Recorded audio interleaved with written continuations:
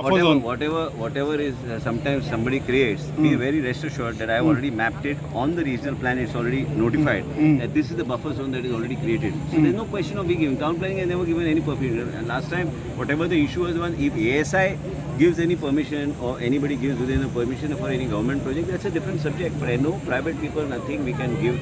If it's every rule, regulation within a conservation area, and these are heritage structures, they have to be protected. But at the same time, you have to understand if there's a procedure that is followed, because there's a procedure within a buffer zone. The procedure is you have to take Archaeological Survey of India and several other things. If the procedure is followed, that's a different issue altogether. There's nothing to do with any permission and nothing to do with anything that is given. I'm very clear on one thing, is that we need to protect our heritage structures, but same time facilitation center and other things which are required.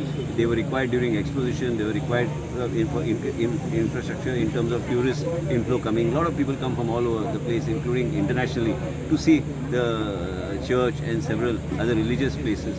But we have to see that we have a buffer zone where before I became town planning minister, it was never notified. Today it is notified. Honorable Shri Rajesh Paldesai brought it to my knowledge that there should be no construction, and it is only because of his initiative that we took it in the board and we took the decision very firmly.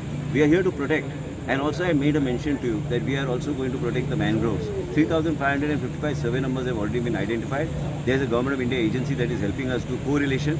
That I will present it to Mr. Bhupendra Yadav, the Honorable Minister for Environment and Forest. This is the plan for the state of Goa. Same things, we want to protect the mangroves and consider them as conservation areas. Salt pans as well as inactive salt pans are going to be protected. And several other new initiatives you will see in another 2-3 days which we are taking in order to increase the green cover which we are doing. And also be rest assured there is nothing that's going to go wrong, and we will do it very judiciously with the participation of the people. So what will be the fate of the Heritage Interpretation Center now, since it comes No, I can't comment on that. It is not my purview to comment on that. What is told to me within my department, I can comment.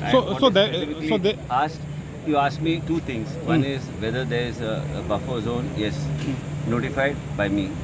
Notified at the instance of Honorable MLA for protection of these heritage sites. And in addition, whatever has to be done and what is the future, that only time and the procedure, what they all these organizations like ASI, only they can tell us, not me. ना सांगले 200 metre. 200 metre. Thank you.